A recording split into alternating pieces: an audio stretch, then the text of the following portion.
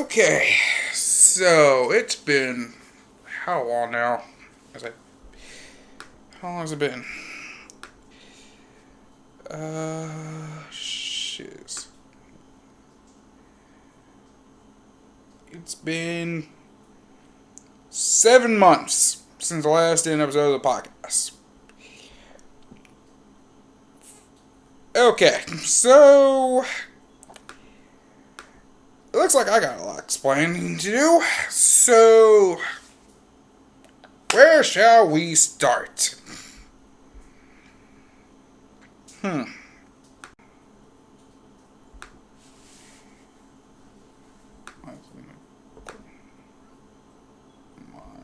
Recording. Okay, there we go. Somehow, audio was not recording, even though I hit pause. So, ladies and gentlemen, boys and girls, children of all ages, welcome back to a brand new edition of the J Money Talks podcast.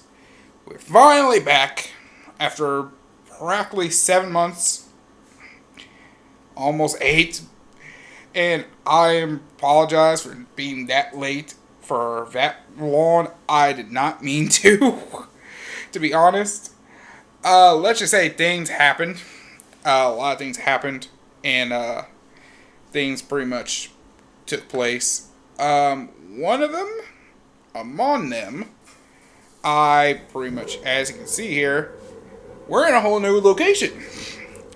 This is not the room, my old my family's room. This time, I am now living in my own apartment. So this is my own apartment. It's a 1-bedroom apartment. It's an old style apartment. No, living room, kitchen's kind of attached to it. I got a small hallway, bedroom, my own bathroom, and all that stuff.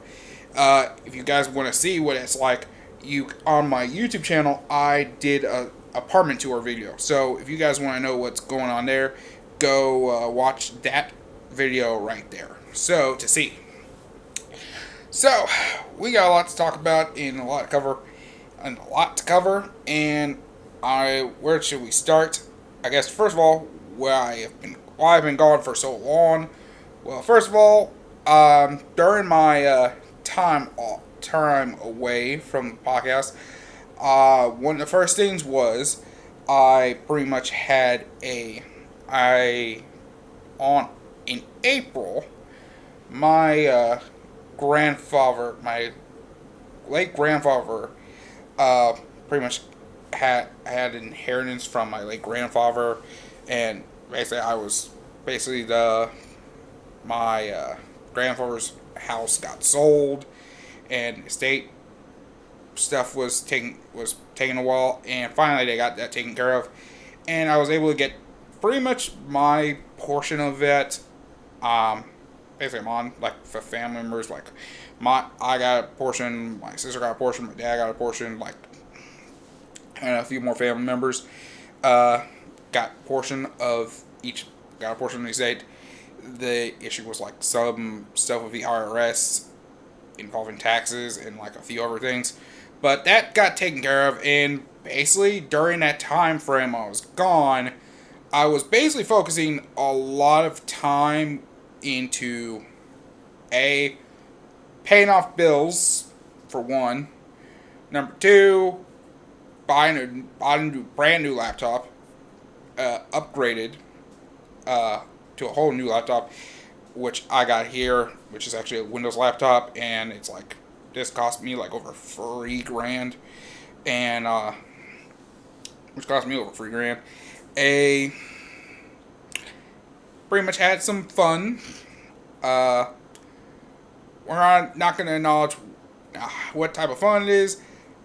We're not gonna go into it. Let's just say there was some things with some chicken wings involved here. I'm not gonna confirm nor deny who it was. Where's money involved? Just know I had at least some entanglements, so we'll just keep it at that. As J. Pinkett Smith would say, some entanglements with women of the night. And a good chunk of it was paying for his apartment, and most recently, I also had to basically pay for food and going out to eat and stuff. So basically doing stuff. I'm on the time off. Right the week before week of moving to this apartment, I end up contracting COVID-19. And before you ask, am I vaccinated? Yes, I'm fully vaccinated. I'm fully vaccinated. I was fully vaccinated when it was time for individuals 18 and up to get the vaccine. So I was among the first to get it. So I got that Pfizer, if you're wondering. Double Pfizer. Okay, so so yeah. What happened next? So, what happened with when I got COVID? How did I get it? How did I contract it? Well, on on July in July, one of my musician friends, named Alex, Matt, aka Rosario, had hosted a show with Forrest and Henry Gritton, by the way, great artist, by the way. Also, special guest is Mousy Music. Shout outs to them. They had a great show in July. It was a great show. And I pretty much went out with them, and then also decided to go attend an after party with them at a bar called High Horse, which is looks small in size, but in actuality, inside it is fucking massive. And that place was packed to the gills. Was any mask worn? Nope. And did I choose to wear a mask? No, I decided not to at the concert and at the after party because I was like, you know what? I'm vaxxed up. I'm fine. I think I can handle this. And my dumbass realized, no, you can't.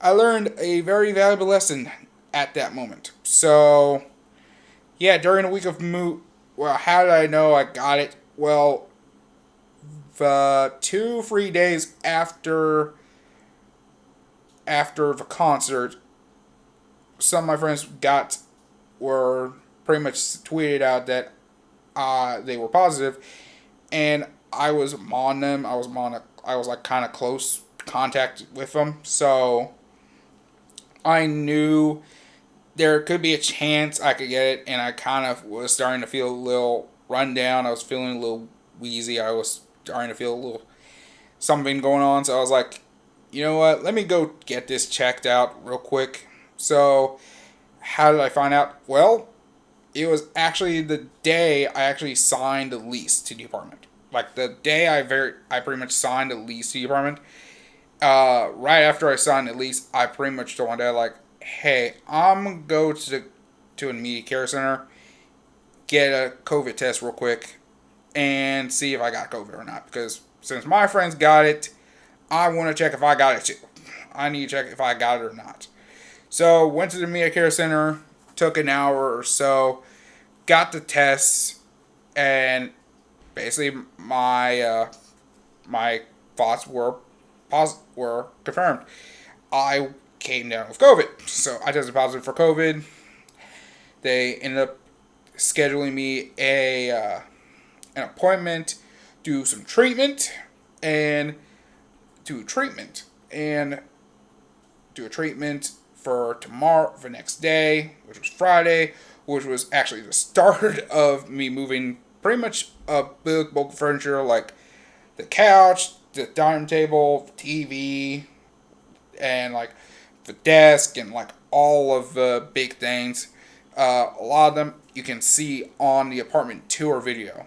In the apartment tour video, which I did for like on YouTube, in a lot of that stuff happened, and I ended up getting this. So I was doing that. So this is how Friday went. Like, Friday should have been a day I should have just straight up rested my body. But since I had all this moving stuff to do, I had to go get it done. So on on that Friday, this is how it started off. I started off waking up, going to going to the one place where I'm doing the COVID treatment. And how this went is, first of all, you're in your car. You go in your car. Then a nurse will come in, get you, and you pretty much they just drop you off, and they bring you into this room where there's an IV, and basically they pretty much just inject, and in the IV is an antibiotic called, I believe all I got was Regeneron, which is kind of one of the I got in was Regeneron. So was Regeneron, and sorry about that. Kind of got one little bug here, which is kind of one of the downsides of living in this apartment is you are dealing with roaches. And yes, you heard me correctly. I said roaches because that is what I got. Because what happened is in this apartment, I end up having this place is kind of infested with roaches. So, but I'll get to that chapter when we get to it. Let's just focus on what happened right now. So, I end up doing this I end up going through this treatment for about like 2 hours, where they pretty much put an IV of basically the Regeneron, which pretty much like coated your cells and would make sure the virus doesn't like spread. So that I had to have that happen. Then I had to like go to the LG&E office to get the electric bill in my name, which is one thing, which is another thing. I then had to, then that after that was done, which took like an hour, then I had to spend like another hour, 2 hours dealing with Spectrum and having to get my internet in order to work. I need to have a Wi-Fi connection. I need internet connection, and pretty much have that set up, ready to go, where when it's time to install it, I'm already set to go to work like Monday, like for following like Monday. So yeah, that was something. Had to deal with that. Then once that's, so I had to do all of that. Then became the big, it came part where we started moving stuff, having to meet the movers, get some majority of the furniture out of one place, because my bed and some of the other things out of that apartment of the place that I got the furniture from, and bring that to the apartment, and understand something here. I live where my family lives at is in the eastern part of Jefferson County.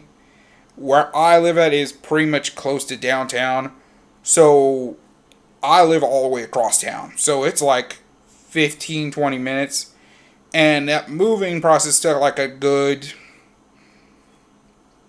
hour and a half, maybe. Just bring all the boxes and bring all the items like the cabinets, the couch, all the big stuff. Get some of the stuff set up and all this stuff done in order to get done. So that was pretty much a large hassle.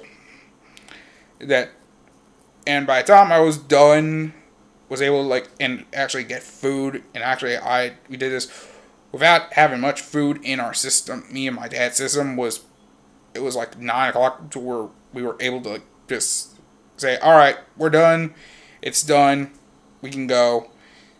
And basically we didn't do much until like Saturday, where we actually rested all day Saturday, but already Saturday, and just went over and did some stuff Saturday evening, and then did stuff Sunday, and then did stuff Sunday, and then pretty much we did more stuff Sunday and Monday, and then have a place at least somewhat livable by Monday. That Monday, and basically from that point forward, I pretty much began isolation from there from like 10 days, which was what was messed up is like I actually had an appointment like during like my isolation period, technically in the middle of like my isolation period, so I had to wait another week or two until like my actual appointment, and that appointment was basically like I believe doing my labs, or at least going over the lab results of my physical.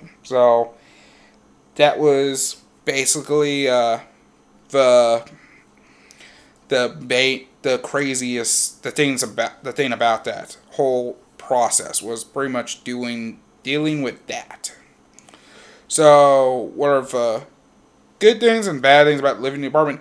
It's not bad. There are some, I say some things I'm like I'm not annoyed. Some things are kind of like as an older apartment, I have some slight majority of the doors I have is like sliding doors, and all of them are off track. About all of them. There was at one point I couldn't even close the door to my bedroom, which luckily enough someone found a way to like make sure I can close this door. So close that door. Had to like get some cabinet doors fixed, and a couple other things, fixed up. And some things are taken care of. Some things are kind of still iffy, but I'm like, it is what it is at this point. I'm like, it is what it is. The only thing that's a prevalent issue, and it's still a prevalent issue, is basically the insects. Because right now, I deal with a lot of insects from, mostly it's roaches. And they're like small little roaches, small like baby roaches, like very small, like little things, to like some like as I say the length of, I say half the length of my finger, maybe half the length of my index finger here. So yeah, that's something that's been around. The last apartment had like a ton of like food and junk and stuff, and it was like, and like the window here, one of the little windows here had a crack, had a little hole cracked open, and it was like, so that was letting insects come in every which way but Sunday, and probably on Sunday as well. So I had to deal with that. So I've been dealing with that. Pretty much the first month, pretty much used up a ton of bug spray. Then like a month or two later, they actually sprayed my neighbor's apartment here, aka my older sister. They actually sprayed her apartment. And even though I had mine in the work orders and on the many work orders, they finally did mine like 2 weeks later. And did it do much? It did some, but it's pretty much made it worse. So I'm probably going to get more bug spray eventually, and also get some things to like really get into some places where some of these roaches are getting into. And yeah, this is something that should have been dealt with like day one, or like the day I actually I applied for the apartment. This should have been taken care of when you guys were packaging stuff up and cleaning stuff out. Like this should have been like instant dealt with. This should have been like out of the snap of my fingers, insects gone. But yeah, it is what it is, and I know how much you're asking, like how much is rent. It's like it's $575 a month, but And I know you're thinking, like, and it's $575 a month for one bedroom, and it's like, well, you pay what you get. So, I mean, you can say that, but let's be real. I have not dealt with insects. I've never dealt with a roach issue. Number one issue I've had is pretty much just occasional ants and occasional, like, house flies. Is pretty much the usual house fly and slash or fruit flies and gnats, basically. So that's pretty much all I've dealt with in terms of apartments. And so overall, it's not bad. I say one thing is, during my time away, I've pretty much gained a good amount of weight. I mean, I've gained a good amount of weight. I was doing good when I was actually... I did good last year, but by this time I actually gained some of the weight back. So, as you can see, I pretty much have gained weight back, and I haven't... That's mainly because I've been busy with dealing with the apartment and dealing with a few other things in between. So, yeah, that's pretty much what it is, why I've been gone. It's kind of a large sum of it. And I know there's a lot of things I've missed, like OnlyFans, basically banning porn, and then realizing, oh, we'll lose everything we own if we cut it off. NFL football's back, and I want to talk about my Ravens. I will talk about them. Now college football's back, the NIL thing. Now Louisville's men's basketball pretty much is facing the death penalty in a minute, some point soon, and like every other way but which.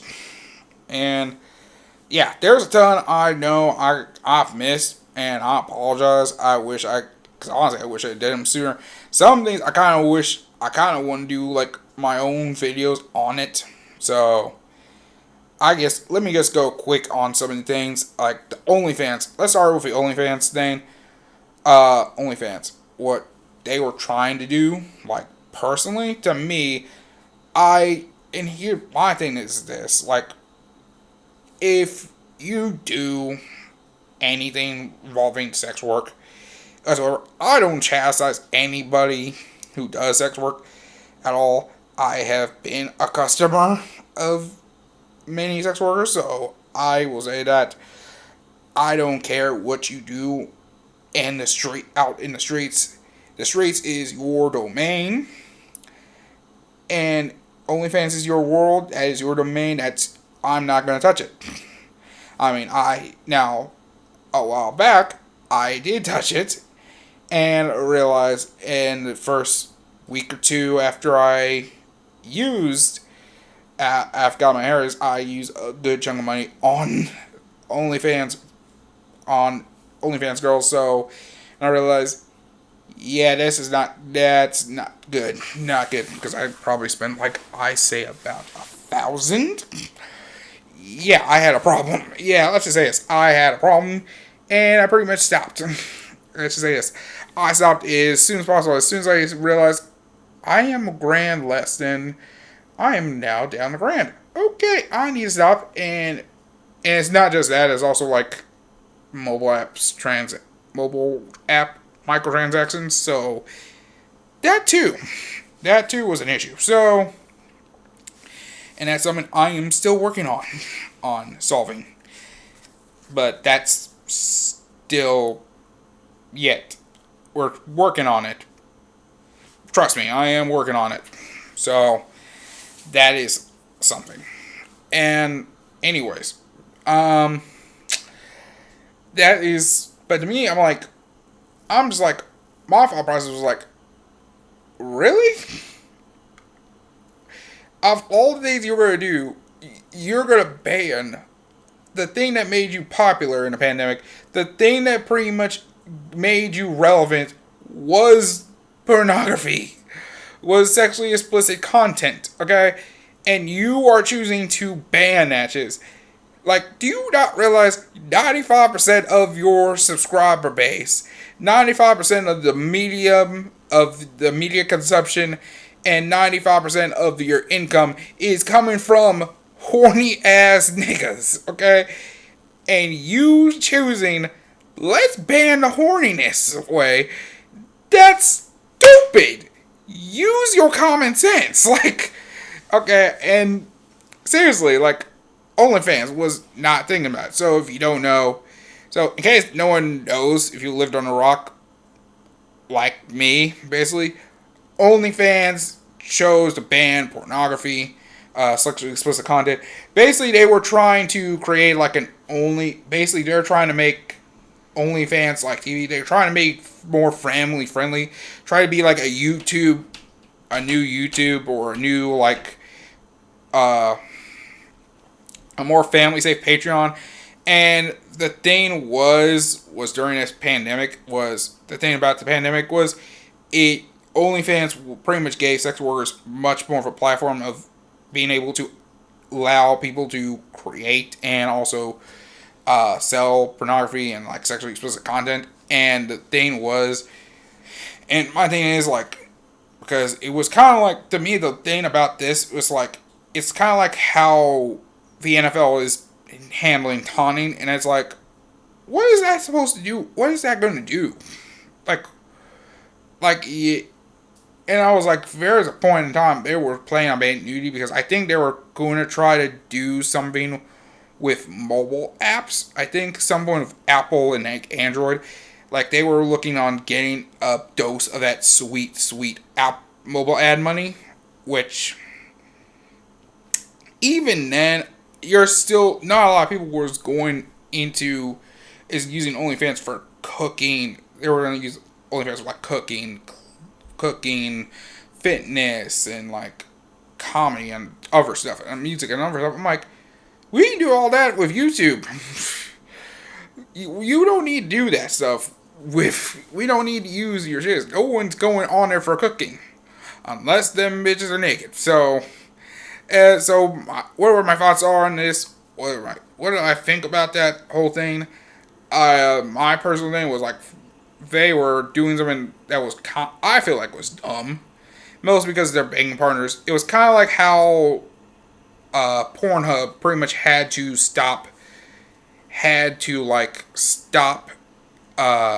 take off a significant portion of their stuff off the website because of child porn stuff, and which should have been covered. And now a lot of people are probably wondering, like, well, couldn't they just go back to the hub and do that stuff? Well, the thing about the hub is it's kind of hard to monetize your shiz, to monetize your stuff, and it's hard to like get your videos like on their site because they're only doing anything that's verified.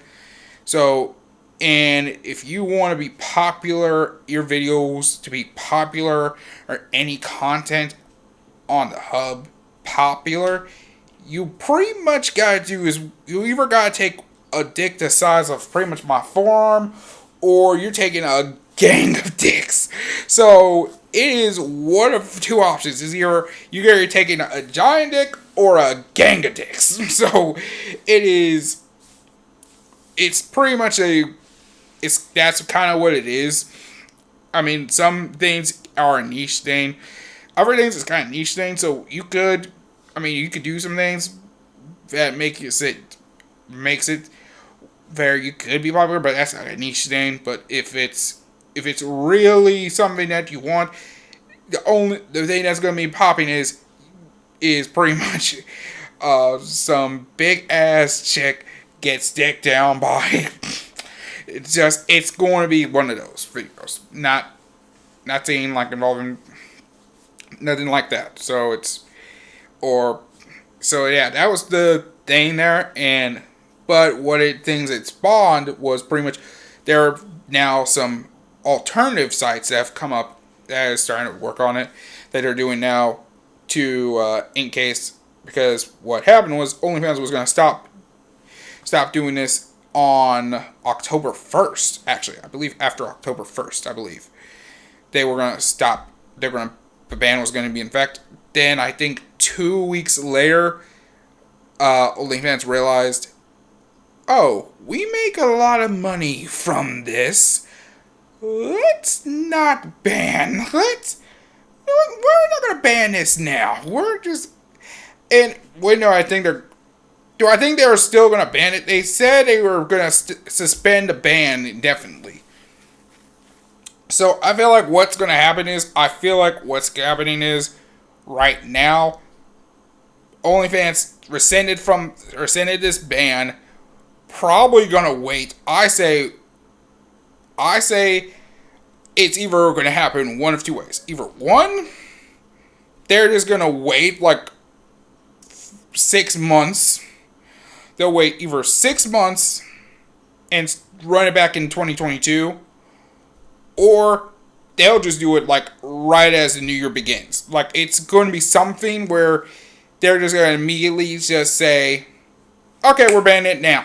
We're banning porn in the beginning of 2022. Like, they could do that, but now it's like, right now, if you are an OnlyFans creator, I will say, hopefully you are using those alternative sites, creating accounts on the alternative sites, and putting your content on those sites, and get your money in from there. Because if you don't, you just sticking with OnlyFans till that ban comes in. All I'm gonna say is, all I will say to those ladies, I know this: McDonald's will be hiring, or Popeyes. And let's be real, if you give great service like a Miss Jayla Fox, trust me when I tell you this, you will get a manager position. Trust me. If you give a quality service that lady has provided, you will get a manager position. Trust me. But I'm just joking. But regardless, my opinion is like, the OnlyFans porn ban was kind of stupid. They kind of decided to go, basically the closest thing that resembles it is the porn. It's pretty much Tumblr banning porn itself and nudity. And I remember being on Tumblr when that happened, when they announced it. I saw this and I'm like, I think Tumblr is dumb. And what happened next? Tumblr went. Tumblr was kind of up, and then as soon as that porn ban hit, boo, done. So I say my opinion on that was dumb.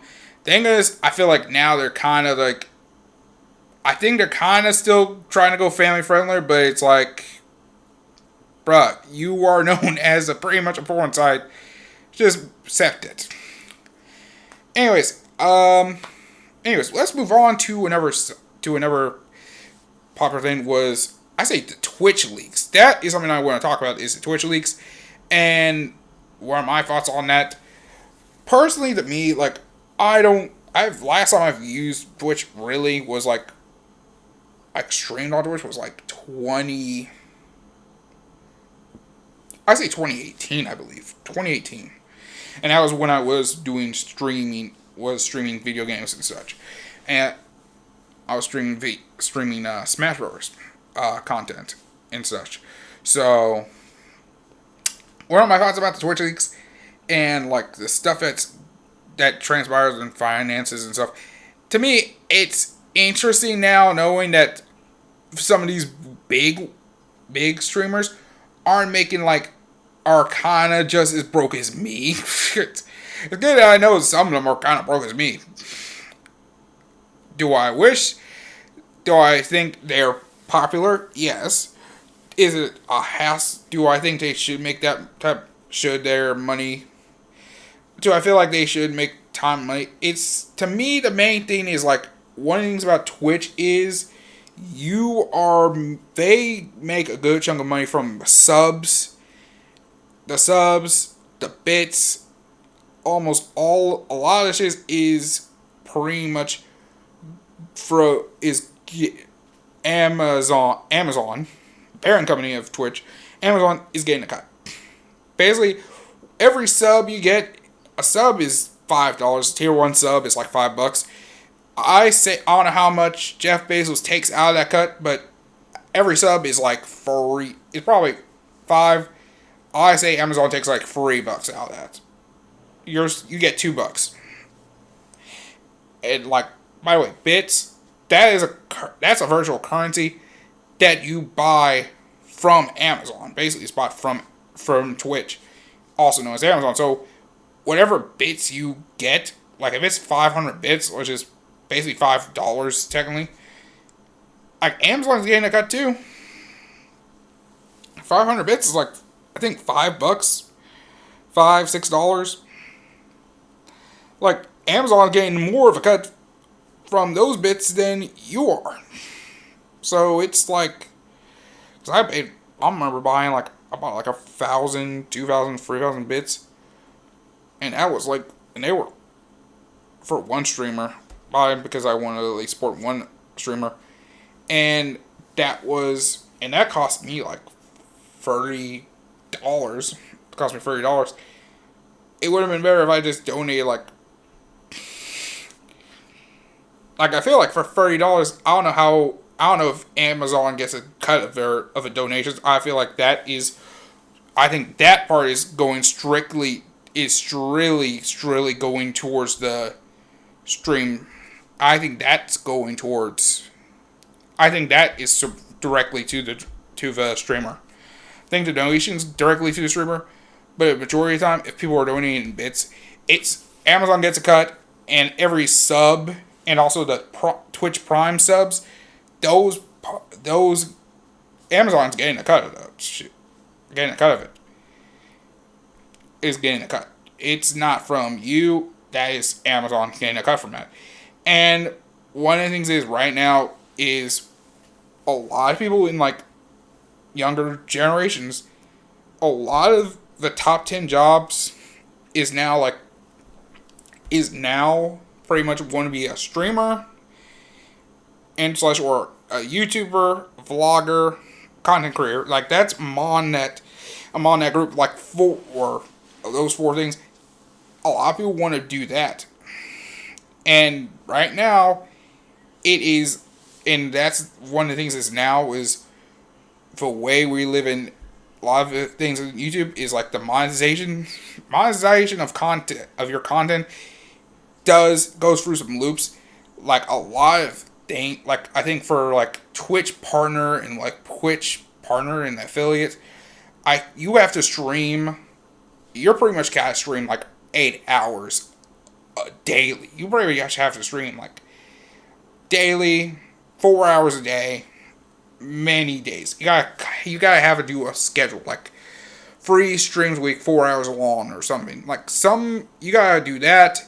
You gotta have the followers, have a certain amount of followers, and also you gotta have a certain amount of viewers, concurrent viewers during your streams. Like if you, in a lot of things, like some people, and here's the thing, there are a lot of streams, some of them get some of them will get 3 or 4 viewers, some will get, some of the streams I did, I've had like a good chunk of them was like occasionally like 1 or 2 viewers pop up. I'll have occasionally like 1 or 2 viewers, like at most. I said most I've had at one stream was probably,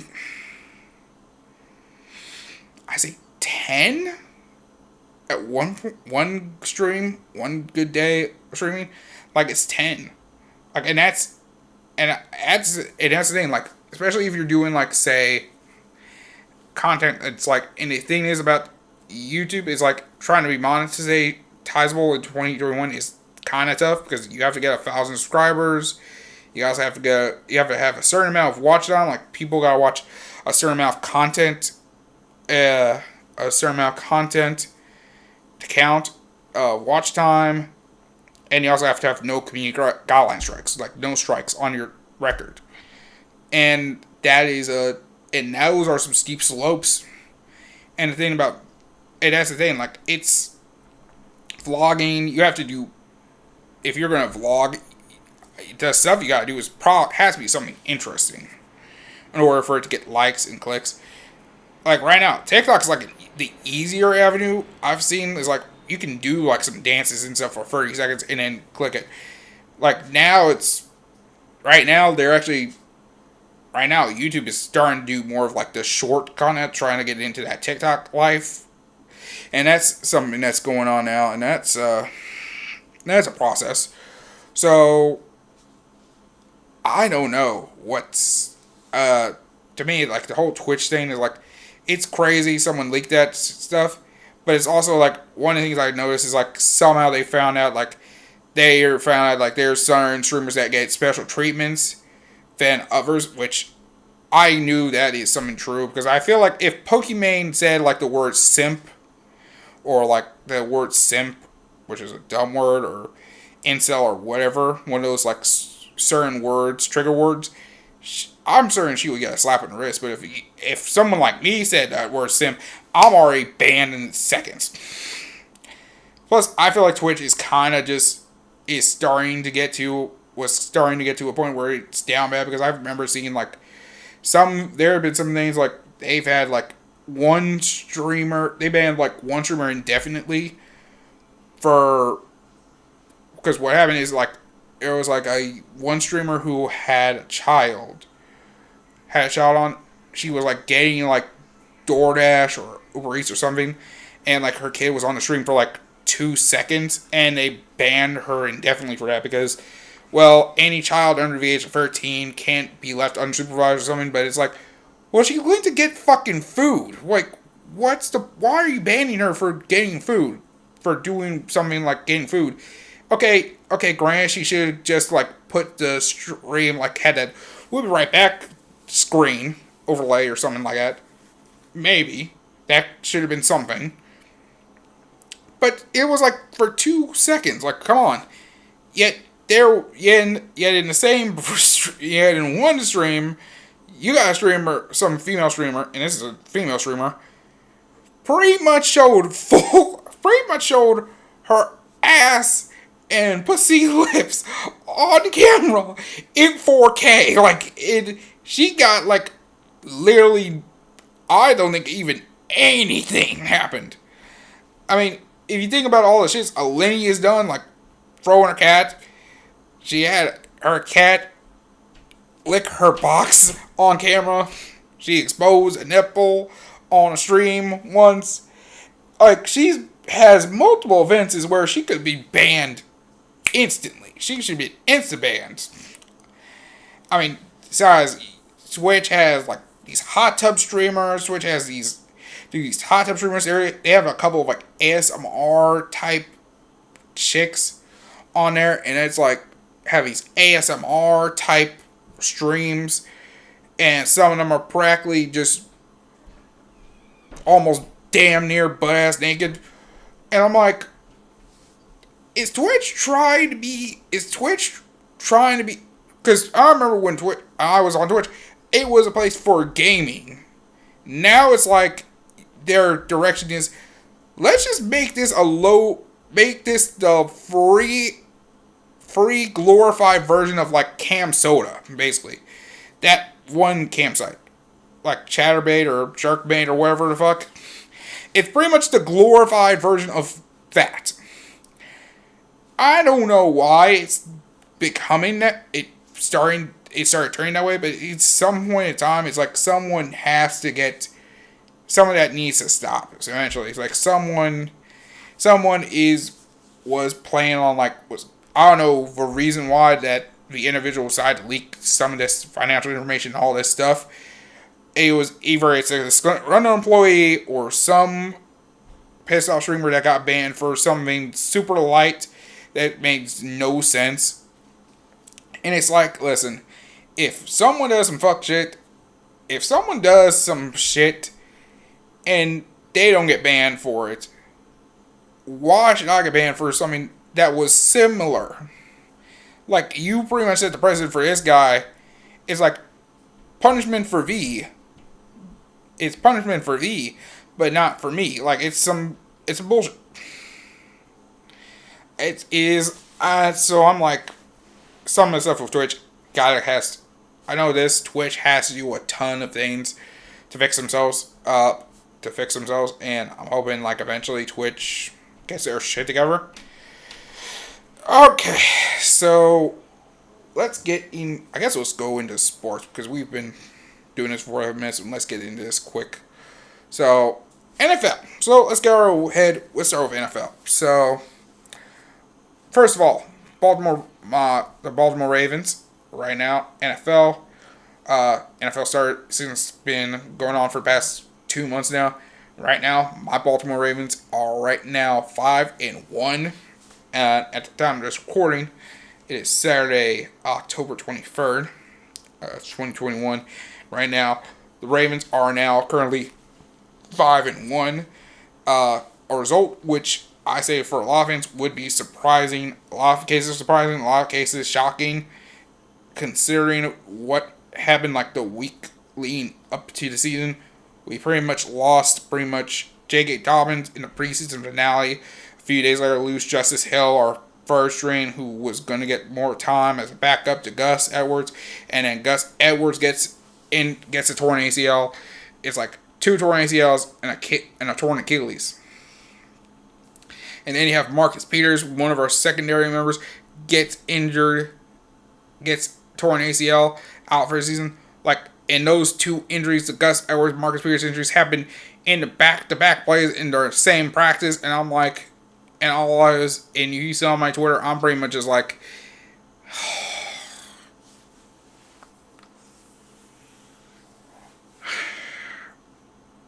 this team better make the playoffs this year, or else I'm going to jail for murder.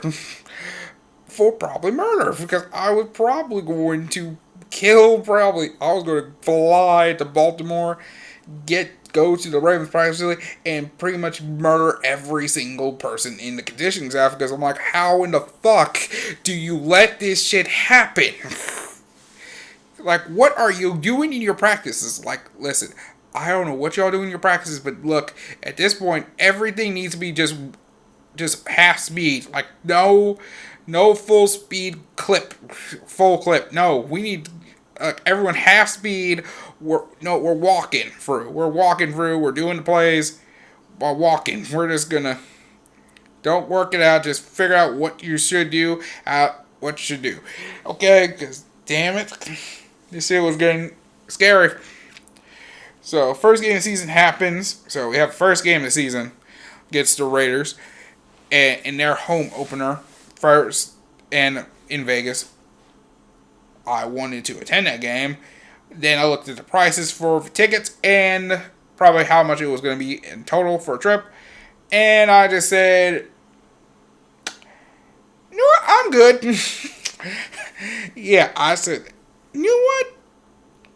I'm good on that. Never mind on that. So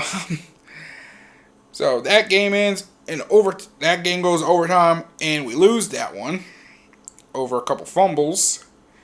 And so I'm like 0-1, and I'm like, well, we got a short week against Kansas City Chiefs. Sunday Night Football is at home. We're probably going to lose that one. So we're starting off 0-2. And our chance of getting in the playoffs is pretty much slim to none at that point. So I'll go watch this game. We're down bad. I'm pretty much drinking some tequila. I'm just like watching some of the performances, watching some of the defense doing what they're doing. I'm just like, you know what? Good. Well, we're losing this game. Fuck it. Everyone in this team needs to go and fuck your wives tonight. You earned it. Like, you all earned paychecks. Way to go. Let's go 0-2 and let's end the season. Let's make the season be the worst painful thing ever. And then we end up coming back, winning that game. And pretty much, my drunk self is probably surprisingly didn't get noise complaints, but just popping off and going and celebrating like, let's fucking go. So that happened. Week 3, we go to Detroit, take on the Lions. We're pretty much down. We're down 19-17. We're down. So we're down. We're down to our last play. Lamar Jackson gets one last great pass. And now Justin Tucker has to kick a 66-yard field goal, which would be the longest field goal in NFL history to win this game. And let us be 2-1. Justin Tucker kicks this field goal, hits the crossbar, and bounces in. We are now 2-1. Then we have the Ravens play the Broncos. And this was pretty much a great game between two. And this was pretty much a game between two former U of L quarterbacks playing against each other on Sunday afternoon. And pretty much everyone in the NFL wanted to watch that game. Especially the city of Louisville wanted to watch that game. But somehow the Jets and the Titans somehow had to go to overtime, and somehow neither one of them wanted to find a way to wanted to decide who wanted to win this game first. Somehow wanted to waste our fucking time, made everyone miss a quarter, and basically in the second quarter, basically the Broncos had it. We could only see the Teddy Bridgewater, Lamar Jackson duel for one quarter because the fucking Titans and the Jets decided to be fucking assholes. And on behalf of Ravens, Broncos, pretty much Lamar Jackson and Teddy Bridgewater fans, to the Jets and Titans, go fuck yourselves. Okay, for that week, go fuck yourselves. Derrick Henry's a beast though, but fuck y'all. So Derrick Henry's a beast in Tennessee. New York, you're doing good with Mekhi Becton, former U of L offensive tackle. You're doing your thing, but still, fuck both y'all teams. So, basically, we had that for one quarter. Ravens ended up stomping them. So now we're 3-1. So I'm like, okay, we got a 3-game win streak. Now, okay, we got the Colts Monday Night Football. It's at home. Orlando United is going to be in the Ring of Honor. This is great. And then we pretty much somehow started shitting the bed for like 3 quarters. Colts are up 22-3. And at this point, I'm like, well, they are pretty much winning this game. They've led 16 points or more. So every time they've up 16 points or more and going into the fourth quarter, they never lost. The last time they actually lost was the last game they played in Baltimore. By the way, so the entire time they've been in Indianapolis, they have never lost a game with 16 points in the fourth quarter. So it's like there's no way we're gonna pull New England and actually. No way the Colts are going to choke. No way they are going to pull Lisa Ann and suck and give us the 3,000. No way in hell. I'm like, and if anything better than that, Lamar does his thing, scores touchdowns. I'm pretty much at work watching this game, trying to do my job, and I'm just like, oh yes, let's go. Oh my God, they end up tying the game. Okay, we tied the game. Okay, and then somehow the tight end side held our nickelback Tavon Young down like a bitch. Tavon Young had to retaliate, caused a unsportsmanlike conduct penalty on us. Pretty much gave him a chance to get a field goal, and the dude missed his hit. Then the Ravens get the ball to kick off, get the ball in overtime, and we end up going down the whole length of the field, scored a touchdown, and won the game. And now I know there's probably a Colts fan in here that's like, the NFL overtime rules suck. That you guys got the game won from the coin toss. Here's the thing: if you can't slow down Lamar Jackson to at least around the 30, and where Justin Tucker just kicks a field goal, you guys get the ball, and all you gotta do is go down the left field, kick another field goal, or score a touchdown to win the game, and y'all failed to do so. So, if you guys can't stop a team going 75 yards for a touchdown, you don't deserve a chance at the ball in overtime. I'm sorry, coulda, now you're saying like, oh, if we could have got the ball, we would have scored on you. Well, coulda, shoulda, woulda, suck a dick. So, okay. So, we're 4-1. So I'm like, okay, we're 4-1. We've pretty much had to deal with practically 4 heart attack ass games for first 5 weeks. I'm like, okay, Baltimore, can you guys chill out so we can relax before I go see y'all in Baltimore and on my birthday weekend. By the way, I'll be in Baltimore for the game between the Ravens and the Minnesota Vikings on November 7th.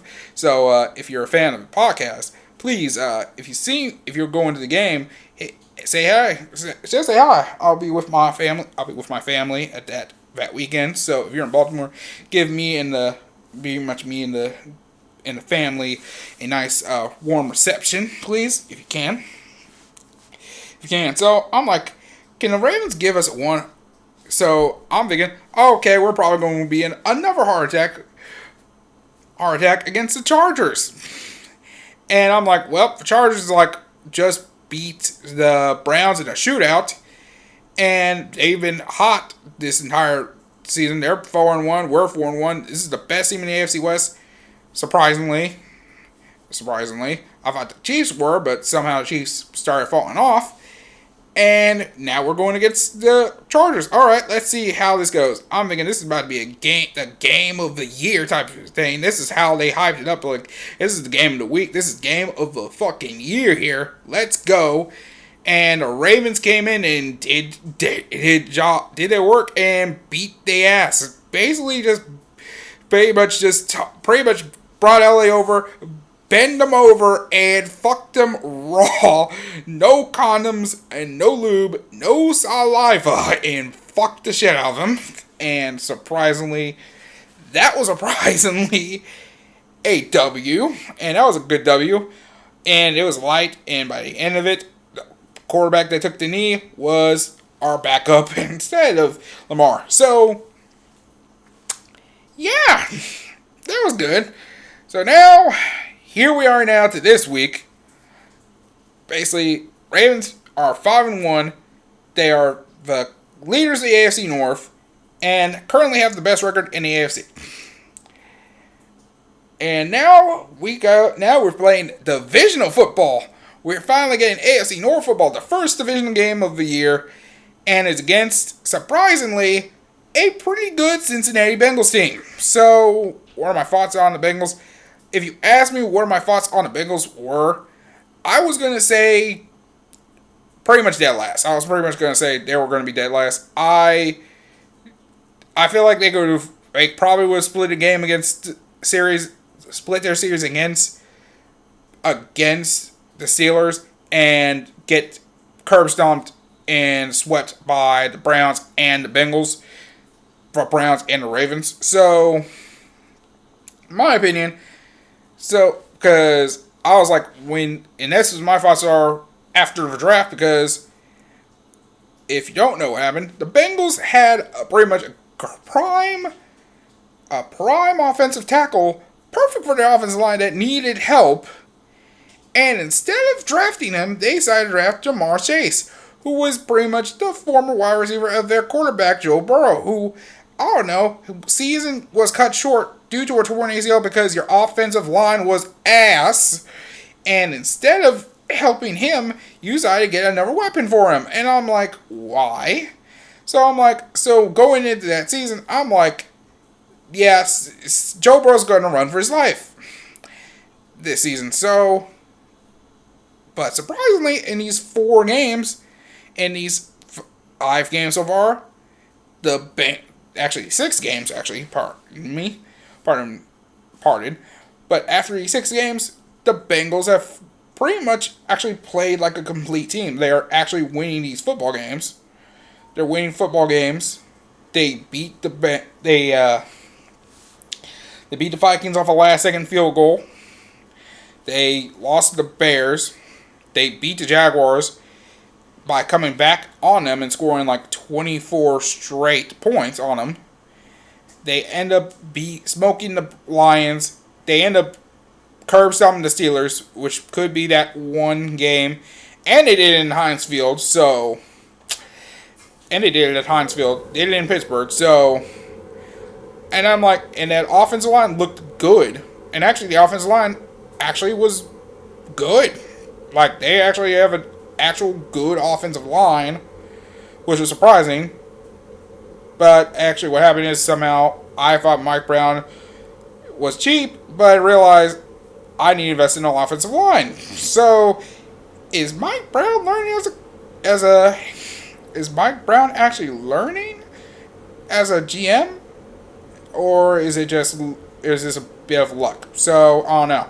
So I just looked at that shit, and I'm about to. I don't know. So Zach Taylor is looking like an actual good head coach.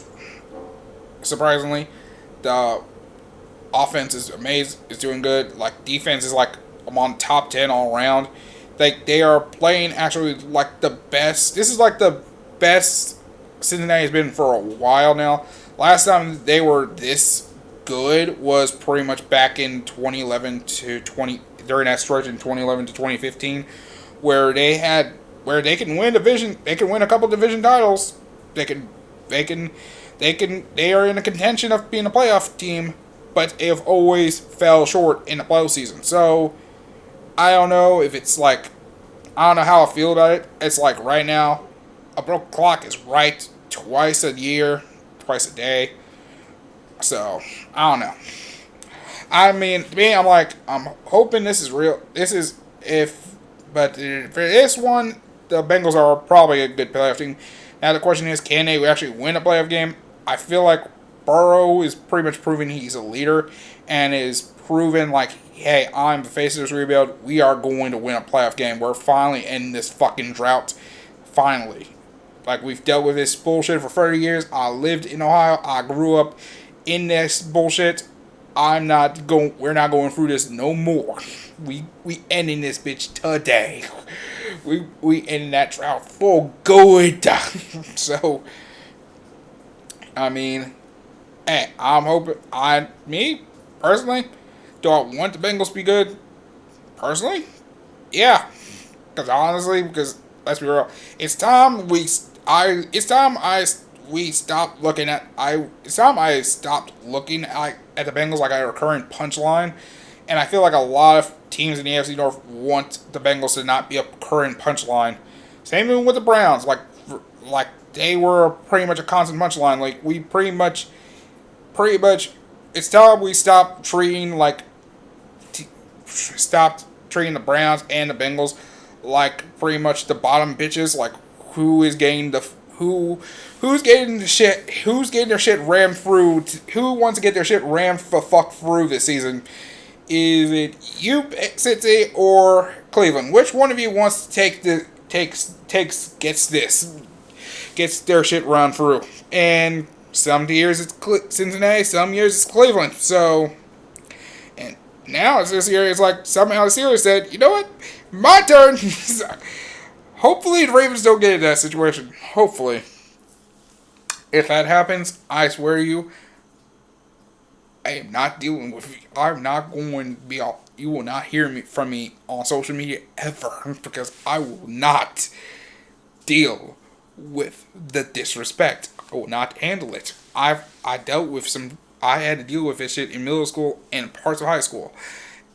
This time around, I'm a grown adult.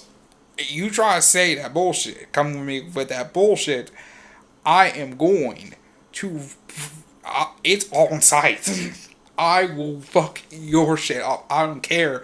You got weapons. I don't care. You got guns. I don't care. You got swords, knives, whatever the fuck you got. I'm coming for your ass on site. You ain't gonna talk that bullshit, and you ain't backing up. Like, look, you want to really go? Let's go. I'm not dealing with it. I ain't dealing with it at all. I am not going to deal with the fuck shits. Okay, I'm not going to deal with the fuck shit. I am not doing deal with it. So, moving on. Moving on. So, to me, I'm like, I think a good Bengals team is probably great for AFC North. Like, pretty much, seriously, they already have natural rivalry. They already had natural rivalries with the Steelers and the Browns already. And pretty much a Ravens-Bengals rivalry would be something interesting. Especially now, because right now, Louisville is now Lamar Jackson country. Now, let's be real, and I'm going to be real, during those lean years, let's be real, I know there's Bengals fans watching, let's be real, you joined the Ravens bandwagon because y'all, for the past few years, your team was ass. Now you can celebrate with your team, your goddamn cats, okay, you goddamn pussycat motherfuckers, okay? Y'all can go deal with your team, and you can leave my team alone. Okay? If you want to stay with us, that's fine.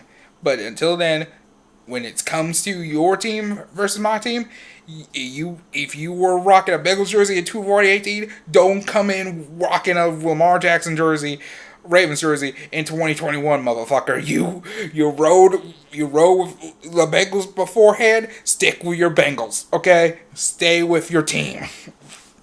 So, this is pretty much the division. What is this going to be for the next 10 years? This could be, a lot of people are saying this could be the Ravens Steelers of the next decade. I'd only say possibly.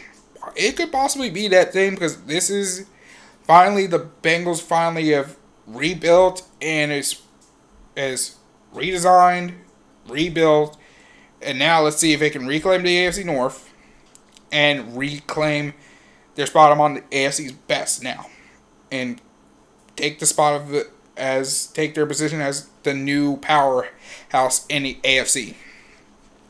So, and the main thing is, see if you can beat the Ravens. This is your first standing game. Now, honestly, both of us. Now, actually, to be honest, both teams could have been 5-1. Honestly, it's just that somehow when the Bengals played the Packers, somehow both the kickers somehow could not kick a fucking field goal to end the game. Surprisingly, Mason Crosby somehow found his legs, and McPherson somehow could not. So, yeah. So yeah. So, I say this, my thoughts are, watching this game tomorrow, Ravens versus Bengals, who I think win. I say it's going to be, I'm going Ravens, personally. I'm going Ravens because, come on. I'm a Ravens fan. Come on now.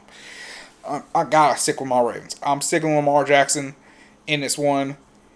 Do I think we're going to go in blowout? I think it's going to end by between 7 to 10 points. I think the Ravens are going to cover the points spread, which is 6.5.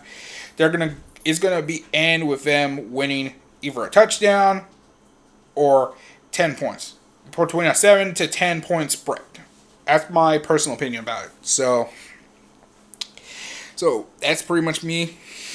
If you're going with like that, and I don't know what's gonna happen, and it's in Baltimore, so who knows? Let's see if what they got. That bang gonna be loud, and it's gonna be crazy. So I already know. Though all I know is this: we ain't in Cincy, so we ain't going to no jungle. You going to the bank, and let's see if you got enough money in your bank or you overdrawn. Let's see if you got enough money in your bank account, bitch.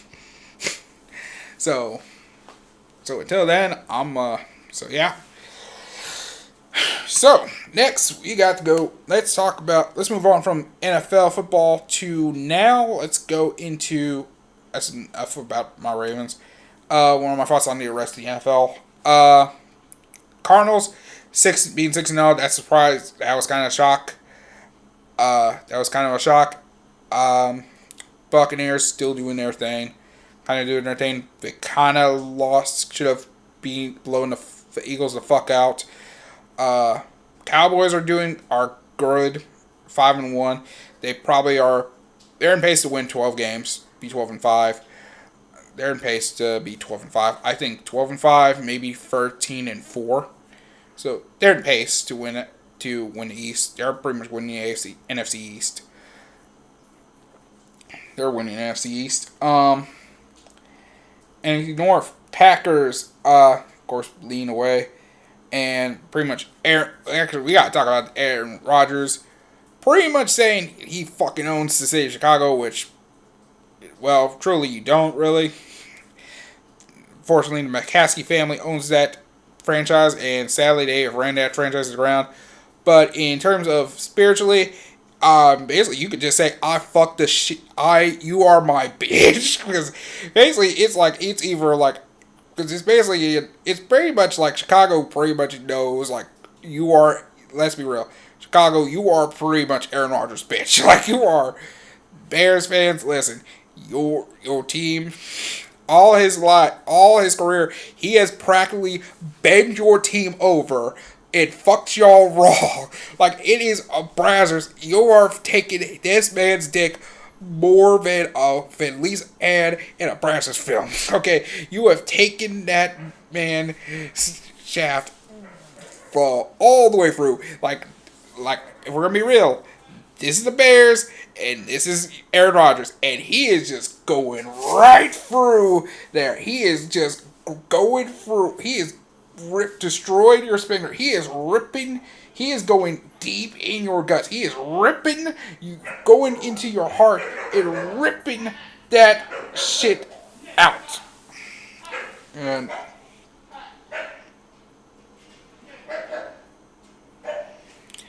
if you hear that, that is my older sister's dog, also known as, aka my niece, Nezuko. Yes, her name is Nezuko, after the little girl from Demon Slayer. So, yeah, my sister actually watched the show and loved it. So, yeah, that is her. So, yeah, let's move on. Yeah, Aaron Rodgers pretty much does. I mean, you can say, like, the Green Bay Packers aren't.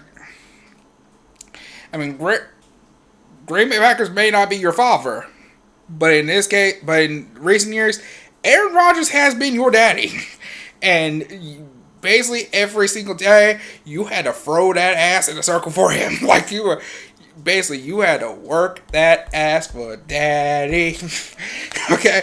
Like, okay, you had to work that ass for daddy, basically, for Aaron Rodgers. So, and that is Aaron Rodgers. So, all I'm going to say is this. Bears got screwed, or is getting wrecked. Detroit Lions, y'all are going through hell. Y'all have had many chances of winning games, and you guys somehow the football guys find a way, is somehow a goddamn cock tease. Basically, the football guys is just teasing you so much. It is getting you towards the edge. You're almost at the climax, and then right as you're about to get it, they just snap it away from you like quick. Like, I can see you all were tight. Y'all don't deserve the shits y'all had. That 66-yard field goal was just a damn, like, shock to me. It was a shock. Like, literally me. Like, literally, I was right here in this corner here, watching the TV on, watching this kick. I'm taking a knee, and I'm just hoping, like, please make this kick. I did a prayer. I was, like, on one knee, having a prayer, like, please make this kick. Justin Tucker, like, please make this kick. And then I see the kick happen, bounce on the crossbar, and I'm like, for that moment, I will say, for 3 minutes, I was like, let's fucking go! Let's go! Let's go! And I'm seeing that, and I'm seeing this, and I'm like, damn. Y'all don't deserve any of this, really, but I mean, y'all don't deserve it, but it's sad. Like, you have your head coach cry in the middle of the press conference because he is, like, No team don't deserve this. In Detroit, you have been through this hell whole lot. I'm hoping this is a coach you want to have on your team. I'm hoping you give him the right, like 3 or 4 years. Give him like 3 or 4 years he deserves. Like, give him 3 or 4 years, and hopefully let him try to turn that franchise around. So hopefully, just hope for the family somehow finds a way to actually not fuck it over, fuck him over. So yeah, that's gonna be the main thing here. All right, let's see what else we got. The Steelers pretty much are complete ass. They are the bottom bitch of the AFC North, which is, I wasn't gonna say surprised. I'm not surprised, but I'm not shocked by it. I'm kind of surprised, but I'm not too surprised by it. It's like, look, you have a 39-year-old quarterback that is pretty much now, when you watch him, he cannot throw the football, really throw the football. He is now at the point he can't even throw pump fakes anymore. Like, he is just, he can't even do pump fakes anymore. Like, he's 39 years old. Your offensive line was kind of patchwork for the most part. Instead of drafting like offensive linemen or something to address it, like in the first couple rounds, you decided to get Najee Harris, a running back, and Pat Freiermuth, a tight end. So instead of working on rebuilding a new offensive line, by the way, thanks for Alejandro Villanueva, by the way. Thank you for releasing them. Good job, Pittsburgh. Good job. Yep. So one of the things is, like, right now, you are down here. Luckily enough, this week I think this week's your bye week, so you guys don't have to worry about much. And yeah, there's a lot more to go on, but I'm like, right now, you guys gotta go through a whole lot more in the future. Yeah, there's a lot more. So, all my thoughts are, so those are my thoughts on a lot of things. I have to talk about the John Gruden thing. My opinions on John Gruden thing. In case you don't know, basically the Washington football team had an investigation, like DA or something, like went in and like New York Times found like 650,000 emails from the Washington football team, and somehow on the 650,000 emails, they found a lot of things of John Gruden, who was at the point of this breaking out, he was the head coach of the Las Vegas Raiders. So, during a 6-year period between 2011 to 2018, John Gruden was pretty much said a lot of things. He was pretty much listing off all the things that basically you could say an NWT would all be back in 2011, but is not allowed today. Basically, he pretty much said a lot. He pretty much said disparaging remark, racist remark about the NFLPA president DeMarcus Smith. Something about his lips. He said some stuff about the Rams pressuring Jeff Fisher to draft Michael Sam. Basically said pressure him gets queer. I think he said the F word. The F word. He said some sexual remarks about the female refs and shiz.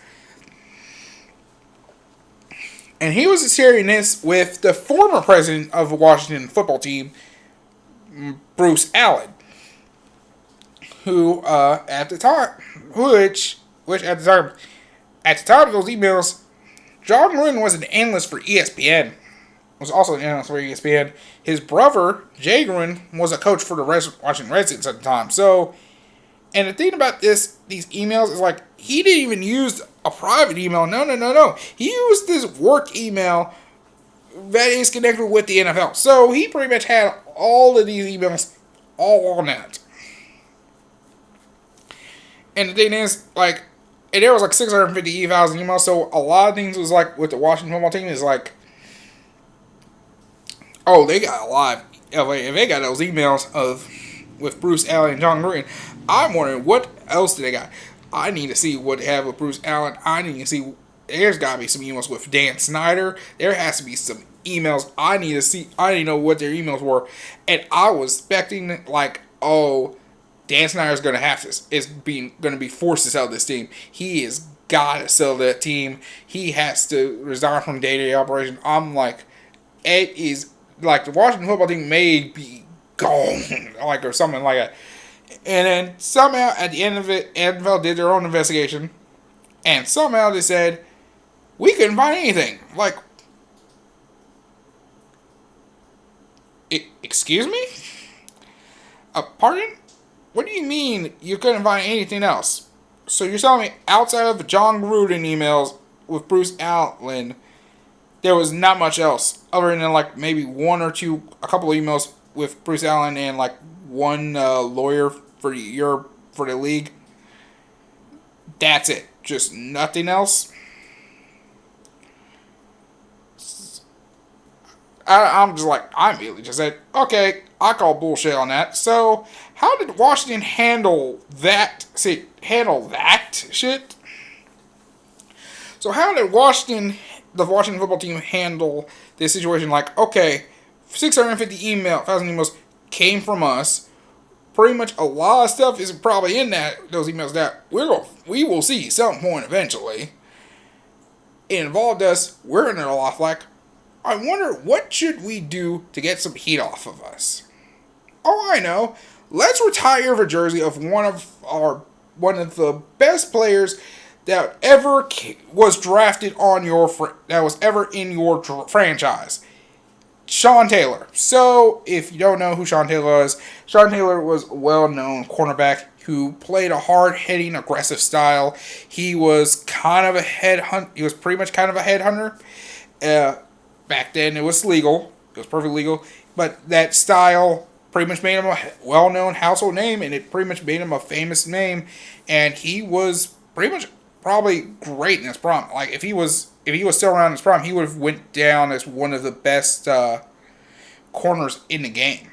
But sadly, he was taken from us in, I believe, 2006? Let me search real quick. I believe it was 2006, I believe. Let me do my research real quick. Sean Taylor. There we are. And November 4th. It was November 27, 2007. Goodness. Yes, in November 27, 2007, he was murdered. And he was drafted 5th overall in 2004 NFL draft. He was, I believe, Sean Taylor played. And Sean Taylor played for, I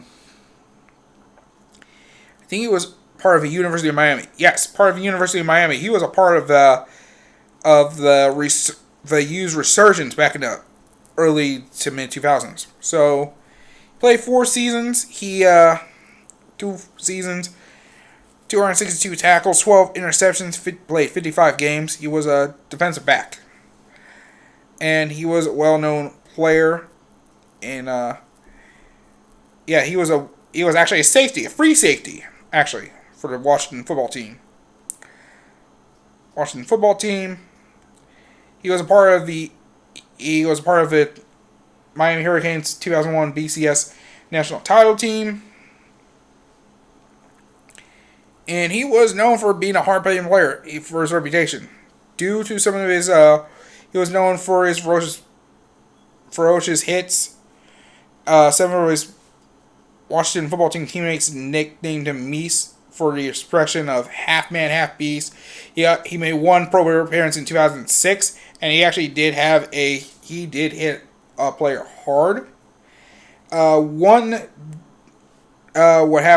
the murder happened was he lived in Miami. He was born in Florida, and basically, Sean Taylor sadly was shot by intruders in his home, and he ended up dying of the following day because of that. So he was, and posthumously, he actually earned a second Pro Bowl selection and second team All Pro honors because of the incident. And yeah, he was in the league for four. He was in the league for pretty much 4 seasons. For 4 seasons. 2004, 2005, 2006, 2007. So,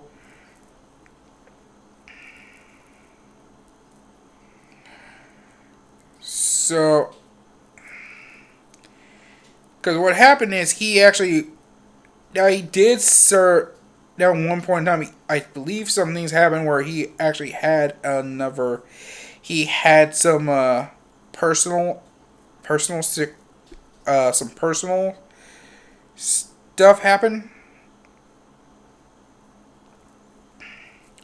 Some legal issues back in 2004 and 2005. And yes, he has been known actually for this, has been known. NFL actually recognized the death of Taylor by placing a number 21 decal on NFL players' helmets during the Week 13 games. Moment of silence held before each game that week. And Ravens actually had a number 21 painted on the field. Washington had a football. They had a patch on the uniforms, warm-up shirts, coaching jackets. They unveiled a banner. His locker at such and such park was encased in black glass and left the same way Taylor had left it at the time. They actually established a trust fund for Sean Taylor's daughter, Jackie. They end up having there were a lot of things that happened. So there are a lot of layers. It is, so what happened, I don't want to get too far into this, but yes, in the Washington Redskins Ring of Honor, he was inducted in November 30th, 2008, and they actually, September of 2020, they were going to one of the roads to leading to FedEx Field was renamed Sean Taylor Road.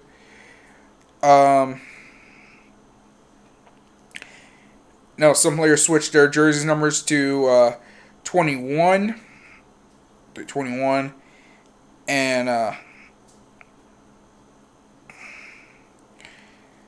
And so there is a lot of things from there. But what the thing was, it was one thing for certain that the NFL now let me get into what the thing was. While okay, this sounds like it's a good thing that they're actually honoring this man. They're honoring this player, this great player. It sounds like it was going to be a good ceremony. But in what they did was, it was pretty much done in probably the worst way you could do a ceremony. For example, this was announced on, I believe, 3 days before the game, like Wednesday or Thursday. They would have, and the ceremony was kind of just half bad because what they did was they had a pretty much his jersey number painted on one side of the field, one sideline. It was supposed to be blocked off, but keep in mind they had the Kansas City Chiefs play in this game, and somehow, some way, they end up having pretty much Patrick Mahomes' brother, I don't know if he's younger, brother, was actually standing in that closed off area, in that where the number was, closed off. It was supposed to be closed off, and this man did a fucking TikTok on that place. They did a now when they presented the name of the road, Shondell Road, there was fucking porta potties. They did it in front of fucking porta potties.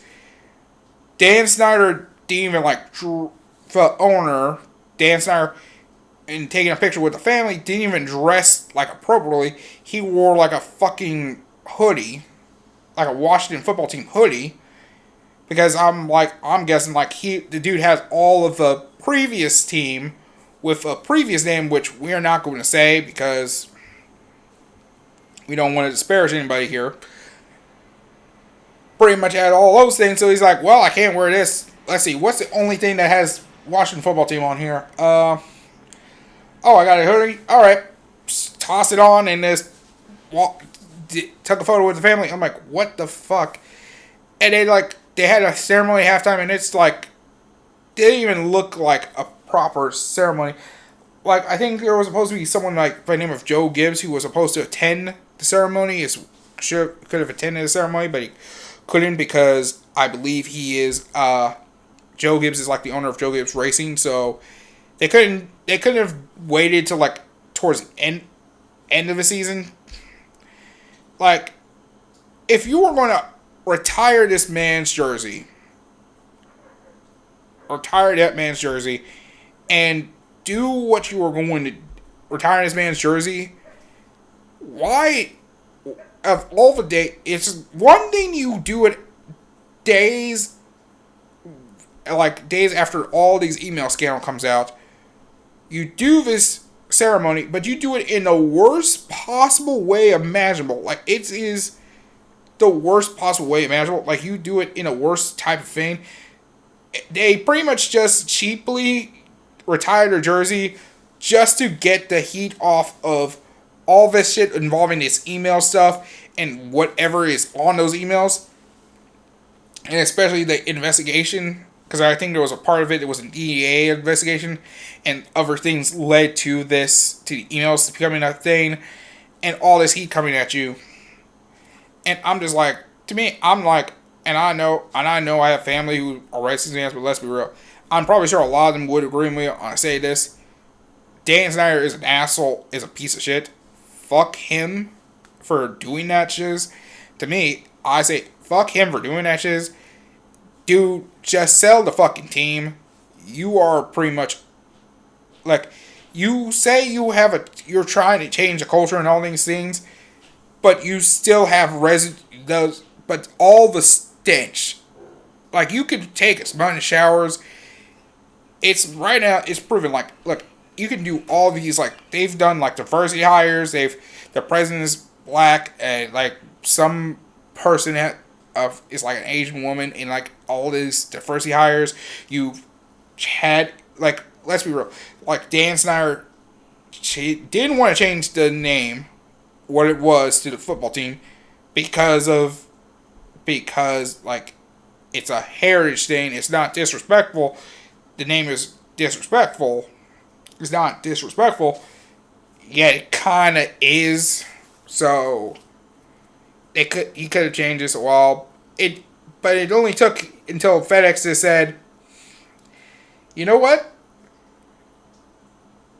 We don't want to let our company be associated with this team. So, we're going to drop our branding of the field name. So instead of us being called FedEx Field, you're just called Washington Field, whatever you were going to call it. You had to replace the team who would be named the field after, and then it was that money was about to go away, so it was okay, all right, change the name, because he was losing out on that income.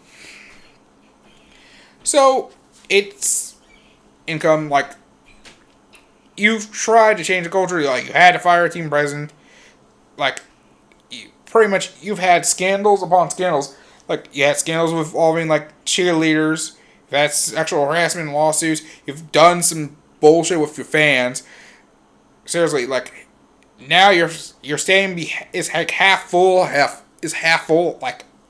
In recent years, it's been half full, and and the only time it gets full is either when the Cowboys are playing y'all, when your division rivals play against y'all, or it's the Ravens. Or Ravens. You're playing against Ravens. Ravens and maybe some other teams. Your team and is overrun by like Bears fan or whoever is playing y'all at home that year. So to me, it's like Dan Snyder was a clown. He's been a clown for years, and the fact that he did this ceremony just to get heat off of an email scandal that's still ongoing, because now Congress is kind of getting involved in that on the NFL's investigation. They're kind of trying to look at the documents, and I think they're probably going to eventually get the emails some way or another. Want to look at the emails themselves and make a decision, because right now, if something's happening, I'm iffy. And if fucking this is the one time, and actually Congress wants to do this, and I'm like, now let me say this. It's good at Congress. So this is actually somehow bipartisan support. Like, really? So Congress. So this is the one time I'm personally gonna say Congress is actually going to get after the NFL, basically of all the stuff involving infrastructure and the climate change and all this. Is they can't agree on this, but once the NFL's involved in this, okay, let's put the guns down. All right, let's stop fighting. Let's get together and work on this. I'm like, it's a whole clusterfuck. I say this. Dan Snyder should have sold this team a long time ago. I believe, personally, Dan Snyder kind of should have sold this team a while back. Do I think he should sell this team now? Absolutely. Will he? No. Is either somehow, now he's pretty much fucked. Because he's either the NFL going to have to do something to get rid of him, or somehow the U.S. Congress somehow is going to do that. And I'm hoping whoever is going to be the new owner of that team, they actually make a new name and say, like, listen, that this team culture, this regime of this to this point is dead. This is the new team name. This is the beginning of a new era. And this time, first team jersey we're going to retire is Sean Taylor's jersey. And this time around, we're going to make sure that jersey retirement ceremony is done in the best way possible to honor a great player. And that's what they should have done. So, personally, my thoughts on Dan Snyder, to me, fuck him. You pretty much, seriously, the Washington football team was known for years as a respectable franchise, and now you've pretty much butchered that franchise to the fucking ground. So, personally to me, and personally to a lot of people, fuck him. You pretty much ruined RG3 off jump. You pretty much ruined RG3. You pretty much squandered a lot of things. You've done a lot of stupid shit. To me, fuck him. So to me, Dan Snyder, fuck him. I believe this. John Gruden, did he deserve to get fired? Yes. Because in 2021, everyone, actually, the NFL did a lot of PR of saying, like, hey, football is inclusive to everyone in the LGBT community, exclusive to the LGBT community. Plus, you had one of your players come out during the offseason, before the season started, that he was gay. Come out as gay. You have a player in your locker room. It doesn't matter if ever players in that locker room forgave you. There's no way that Carl Nassib, by the way, who came out, can be in the same locker room with a coach that pretty much used the F word. There's no way he's staying with that team. He's going to probably would play another step until that guy's gone. One of the big issues was for the Raiders, why didn't they suspend him or make sure until investigation happens that until an investigation somewhat happens, that John Gruden took a time absence until the investigation comes through, until the investigation was done. Why they let him coach against the Chicago Bears, that last game of the season, which, by the way, the Bears won that game, beat their asses, and what's funny is, the person that beat them was one of the players they traded was Khalil Mack, so it's like, which is kind of a divine justice, because they, honestly, because let's be real, that Khalil Mack trade was dumb. Stupid. For reasons I don't know. You should have paid him his money. You could have had it. Your defense would be probably better off instead of drafting all these dumb draft picks. So, and the thing is, right now, I guess they're trying to figure out, like, I don't know if Mark Davis is like, well, I kind of want him to play. I kind of still want him to play. And because Mark Davis and John Gruden are technically like homies, like they're boys. And I understand. Hey, look, I get it.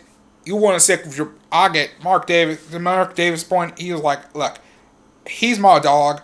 I want to stick with my dog, okay? I get it. You want to stick with your boys? I get it. I understand. I understand. I get it. But, dog, if one of my if one of my friends ends up saying some disparaging shit, I gotta call him. You gotta call him out, and you gotta check him. You should have checked this man and told him, like, listen, John, until this shit clears, we can't have you coach. You are going to be you're on leave, you're on suspension without pay. We're going to suspend you for a game or two, indefinitely. Let someone else take over. So, personally to me, it's like, they actually did the right thing. They actually took care. They actually should have handled that whole situation. Right now, Mark Davis pretty much had no choice but to fire him, because I feel like it was like either NFL was pretty much coming at him and told him, like, hey, either you fire him or we're gonna force your ass out of ownership and we're firing him with cause. Either you're firing him or we will. So John Gruden had to go. Is he ever going to play? Is he ever coaching in the NFL again? Nope. Is he going to coach in college? I don't think so.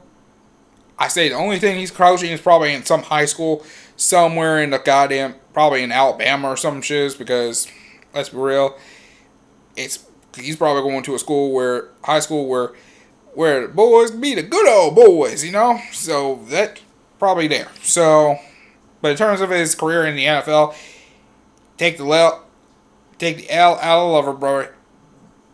Out of lover. His career was over. His career in the NFL is done. Like, to be honest, and let's be real, the main thing that John Gruden became popular with, he was coach of the Raiders. They took him out. The Raiders fired him. Pretty much traded him to the Buccaneers. He took pretty much Tony Dungy's team, who was the coach at the time, took his team to pretty much the Super Bowl. Won the Super Bowl, because the team they faced was, John Gruden's former team. And the Raiders didn't even try to change their offense or in anything in their game plan prior. So, in their game plan, and kept the same signals. So, alright, thanks for the free Super Bowl, Bill Callahan. Oh, thank you, Bill Callahan, for pretty much getting a free Super Bowl for me. So, and he rode with that career for a few years. He rode as an analyst.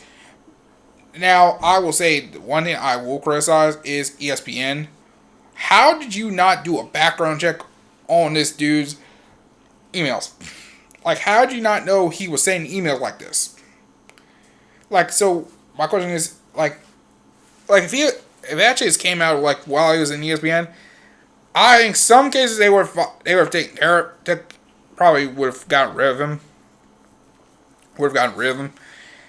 Earlier, but Other than that, it is nuts. So I feel like it's bad that they actually. I don't know. It's a lot of things about this. I'm just like, look, the NFL needs to do some shiz. They're gonna have to change some shiz up. And hold on a second here. I think I missed him. Come on, you son of a squirrely. Come on. Alright, whatever. Anyways, moving on. Sorry. Dealt with a roach. All of a sudden, a small little roach came crying. I'm like, I need to get this fucker in a minute. But I want to keep talking. But I'm going to move on from that. John Gruden, did he deserve to be fired? Yes. His career's over. Same thing. I'm hoping like Dan Snyder's career is over as owner of Raiders. The man should not own a team. Should not be the owner of a team. So yeah, let's move on. So I would say let's move away from NFL stuff. Let's get into let's go into the let's go into the whole U of L men's basketball thing. My personal opinion is like this is the NCAA said that the U of L men's basketball program will know what their punishment is of the whole of the Brian Bowen scandal, and will get their announcement in spring of next year, in the spring of 2022. And I'm like, what? And I'm like, what the fuck? Why are you delaying this thing? We already know what your decision is. And I can tell what the decision is going to be. I personally believe the NCAA is going to give U of L's men's basketball program the death penalty. I feel like that's what they're going to do, despite the fact that now it's like college athletes now can do NILs now. Can do NILs now. And the fact that that's what's happening now is now kind of bullshit. And the fact that they're literally going after U of L for this shit, they're hitting U of L like the hardest. Yet Kansas was involved in that shit. Arizona was a part of that shit. Like many and multiple other schools was a part of it shit. We are somehow getting hit the worst. We got hit the worst. Like, if you don't know, the Katina Powell, like Andre McGee thing that was going on with strippers in dorms, which cost Rick Pitino and Tom George their jobs, which I personally don't believe I think a lot of people can agree there's no way those things happen, because the men's basketball dorm rooms is Billy Minardi Hall, which is named after Rick Pitino's brother-in-law who died on 9/11. I do not believe that someone like Andre McGee, who was a former player of Rick Pitino, of U of L, during Rick Pitino's tenure, he would do something like that in his dorm room. There is no way. No way. And I feel like if it is true that Andre McGee did this, I don't think Rick Pitino knew. Rick Pitino surely couldn't know anything about this. Neither did Tom George. I believe what happened is that the former president, James Ramsey, probably was jealous that U of L was getting clout, basically because of Rick Pitino and Tom George, and this man was like, oh, no. You are going to Jerry Krause my ass. Fuck out of here. I'm getting both of y'all. I'm create some scandal, get your ass radioactive, because if you don't know, Jalen Ramsey was charged with embezzlement of funding. So I believe he used that money, that embezzled money. He probably kicked it over to Andre McGee. Andre kicked it to somehow knows Katina Powell, and somehow that's how that happened. I believe Jalen Ramsey is responsible for that shit. I swear you, I think that's a conspiracy. That's a conspiracy. on that thing. That's my conspiracy theory. As one time I would do a conspiracy theory ever on the show. This is a J Money Talks conspiracy theory on that whole thing with the U of L scandal. That whole Katina Powell scandal, which, by the way, to me, Katina Powell, that bitch is fucking retarded. And that's one time I will say this. That bitch is fucking retarded. Because why are you still in the city of Louisville after this scandal? Because, listen, if anyone in this whole city actually saw Katina Powell, I'm probably sure the first instinct is to beat the shit out of your ass. Jump your ass. And I'm talking, it would be that fight back meme. Just that fight back meme. Just fight back. Fight back, bitch. Fight back. Fight back, bitch. Like, as I would jump, her ass would get whooped on site. Like, every single day, anytime you see Katina Powell, is like, anytime Katina Powell is that, hey, who was that? Oh, that's Katina Powell. Hey, yo, Katina! Seriously, beat her ass up and toss her ass into goddamn, drag her ass to fucking Indianapolis, right to Mark Emmert's office and just tell her, like, yo, Mark, this your bitch! Like, fuck out of here. Like, here, I still say this, we shouldn't have taken, that Final Four in national title shouldn't have been taken away. Seriously, like, literally, at least this shit was consensual. Baylor had Title IX violations of multiple allegations of, let's just say, GAPE. G-A-P-E. In case of YouTube. G-A-P-E. Okay? GAPE. Okay? GAPE. Okay? Multiple allegations of GAPE and sexual assault. And basically, they did hardly anything to Baylor. Only thing they did was pretty much fire the head coach of the football program and the basketball program. That's it. They didn't do anything else. Michigan State was pretty much harboring a pretty much known pedo, pretty much a known pedophile, in fucking Larry Nassar, and kept him hired. And I don't know if they did anything with him.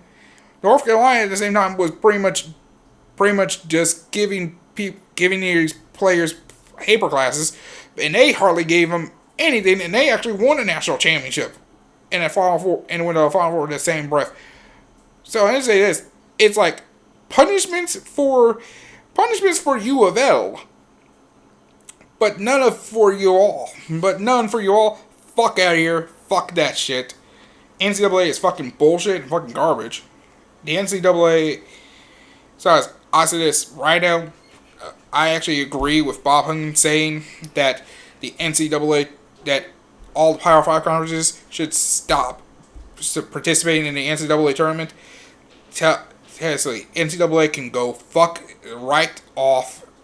Let's be real. You make billions of dollars off of all these players, and they can't get anything to, like, pay for their education, pay for, at least get food, more, at least be able to better access to food and books and living a life. Because if basically, like, very few make it to the NFL and the NBA, any pro leagues, at least give them something, some form of compensation, something to where they, like, feel appreciated. Because some cases, some of them aren't want to be there for an education. No, let's be real, about 99% of all student athletes aren't there for an education. They're all here to get that college experience, which is pretty much drink, smoke weed, and fuck. Let's be real. That's what I feel like majority of them are doing. Like, just to get drunk, smoke weed, and fuck.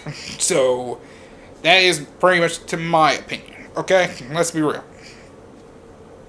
They want to go to college for, all of them are going to college for the experience while playing their sports for 4 years, and then if they make it to the NBA, they make it to the NBA. If they don't, it's like, well, this degree is like pretty much a backup plan. It's kind of a backup plan. It's fine, but in terms of, like, everything else, let's be real, they go through hell. Probably go through hell. Like, they're up from 7. Like, their schedule is a goddamn slave. Is pretty much a goddamn, pretty much a, seriously, their, like, athletic career is a whole other shift on top of your education. It's like they're doing two jobs, basically. Understand, this is like how it is. At 6 a.m., they get up, have to go watch film, and do some work, and do some workouts till 8 a.m. 8 a.m., if they have a chance to get something to eat, if possible. From 9 to like fucking 2, they're doing classes. Then you got from 3 to 6, they probably doing fucking, they're practicing. Then from 6 to like whatever, they're doing they're studying, they're doing their homework and shit. Pretty much from 10 p.m. to 6, they're asleep. They're sleeping. Some of them probably hardly got eaten like 1, 2 free meals. Barely have a chance to get 2 free meals in. They're 2 free square meals daily, and then from 10 p.m. to 6 a.m. are pretty much asleep, or at least the smart ones are. Others are pretty much partying all fucking night and barely getting an hour sleep, and then run it back 6 a.m. again. Like, run it back at 6 a.m. again.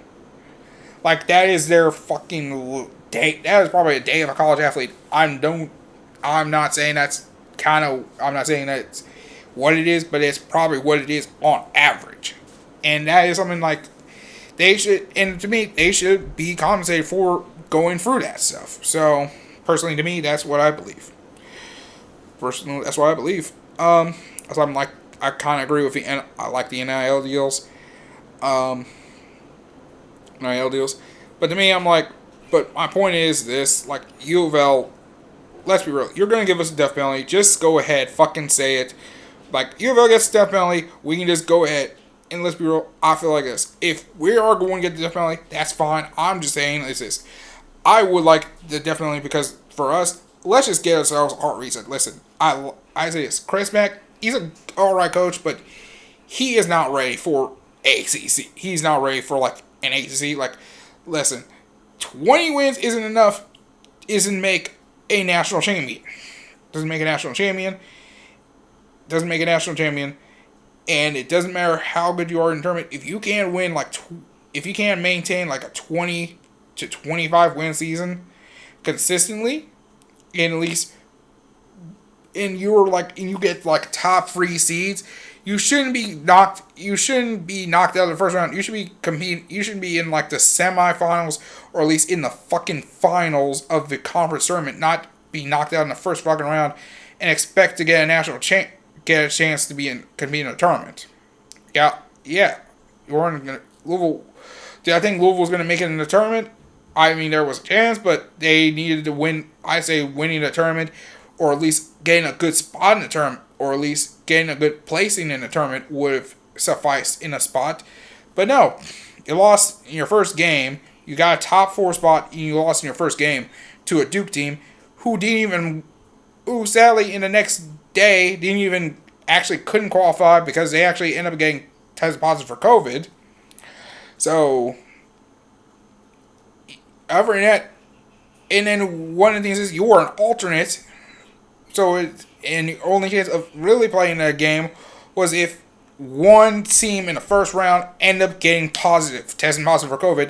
And it's like, oh, okay, then, alright, Louisville, get in here, you're an alternate, come on in, you get to play such and such, and the next 12 hours, you don't have any game time, prep time, for whoever you're facing.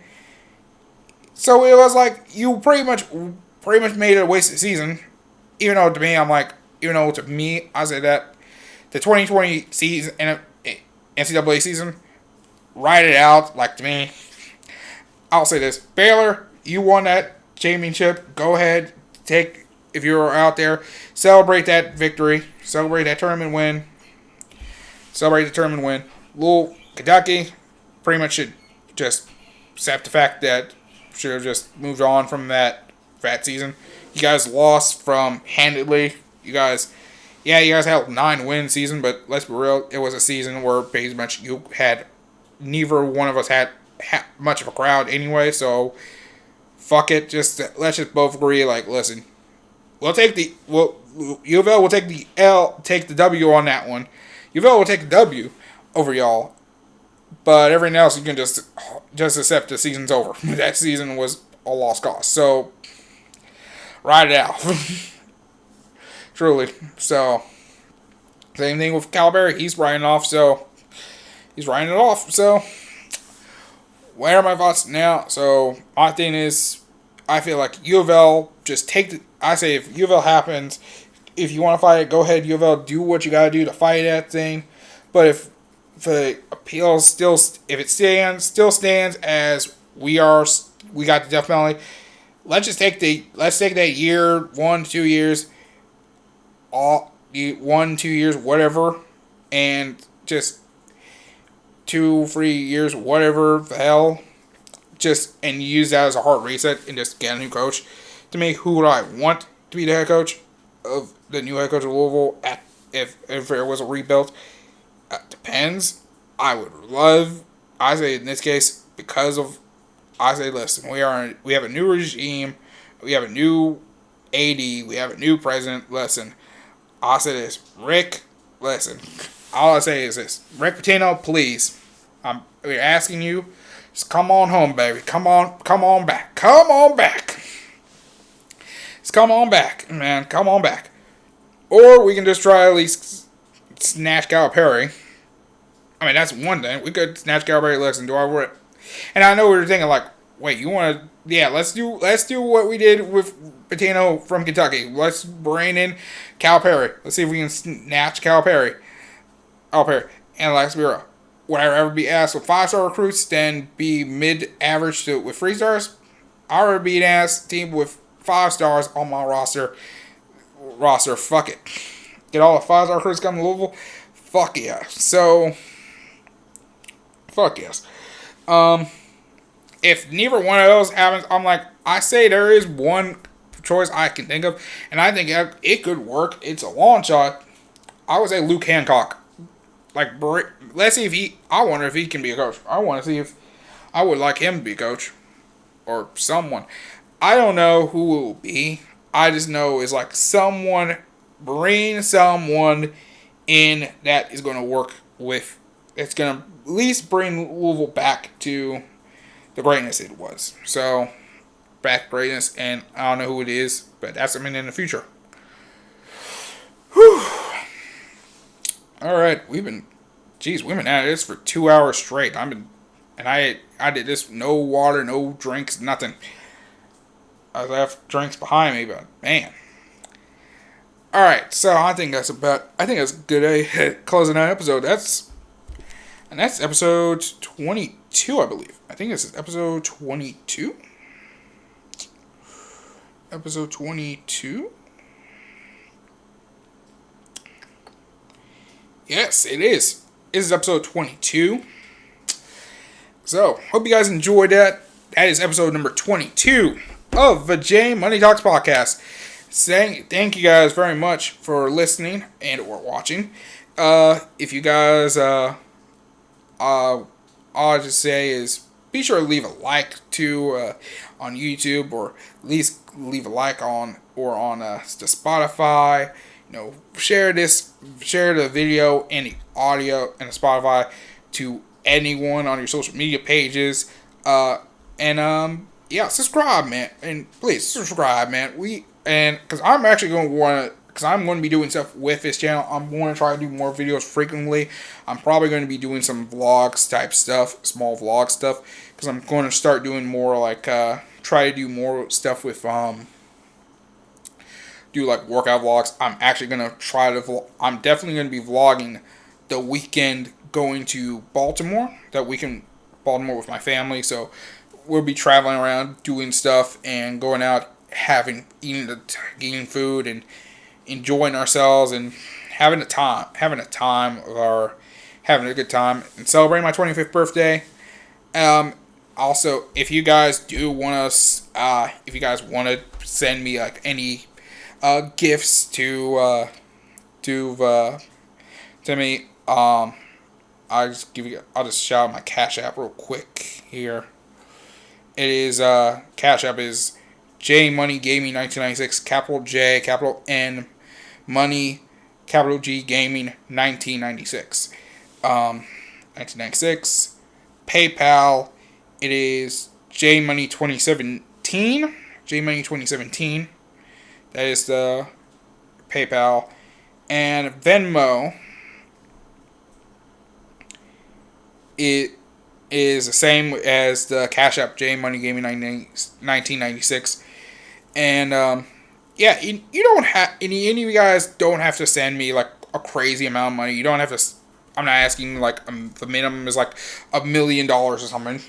I mean, if you do want to send, if you are a multimillionaire and you want to give me $1 million, I mean, I'll appreciate it. I will gladly accept that money. But I will gladly accept my money. But I appreciate it. But I mean, you don't have to send me a crazy amount. If you want to send me $1, you can send me $1. If you want to send me 100, you can. Just you can any amount works. You don't have to send me anything crazy. I'll probably leave the links in the PayPal's and Venmos in the description box for both the podcast for YouTube and Spotify as well. So if you guys are, so I hope you guys enjoy this. So be sure to leave a like, share this around with everybody, subscribe and or follow, and yeah, your boy's back, and that's that. I say this is that new apartment energy, baby. We just went through 2 hours straight, just talking, just straight guts and everything. And sorry it's not much, but we're getting back into this. Your boy's back, and we're coming in kicking ass, and then we're taking names. So till then, my friends. Till then, my friends. All I gotta say is now. Till then, my friends. Goodbye. And good night. Bang.